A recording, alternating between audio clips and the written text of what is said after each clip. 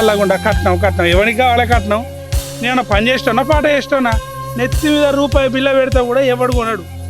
నేను పని చెయ్యా పాట చెయ్యా ఏం చెయ్యా, మా అమ్మేమో కట్నం కట్నం అని మాట్లాడుతుంది. నీ అసలు దాన్ని మిస్ అయితే మళ్ళీ నాకు దొరుకుతావా నువ్వు? నేను కదా చెప్తాను మా వాళ్ళతో ఇప్పుడు కార్లా.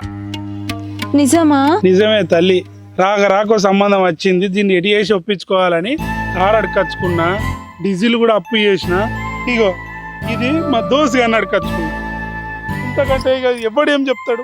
ఇంకోటి నేను ఒక్కటే చెప్తా, నాకే పని శాతం, నేనేం చదువుకోలేదు, నాకేది రాదు, నీకు ఓకేనా? నువ్వు ఏ పని పాట చేయకుండా ఏం కాదు, ఎందుకంటే ఆస్తున్నది కదా. అదే ఏదో ఒక పని పాట చేసుకొని ఇద్దరం కలిసి బతుకుదాం. ముఖానికి ఏదో డౌట్ వస్తుంది, నిజంగా నేను నచ్చినా? నువ్వు నచ్చకపోతే ఆ కారు ఎంబడి అంతగానో మురుక్కుంటే ఎందుకు వస్తా చెప్పు? ఇగో నువ్వంటే నాకు చాలా ఇష్టం, నువ్వు నాకు మస్తు నచ్చినావు. మీ వాళ్ళు ఏమన్నా నన్నే పెళ్లి చేసుకుంటావు కదా, అమ్మ తోడు నిన్నే చేసుకుంటా.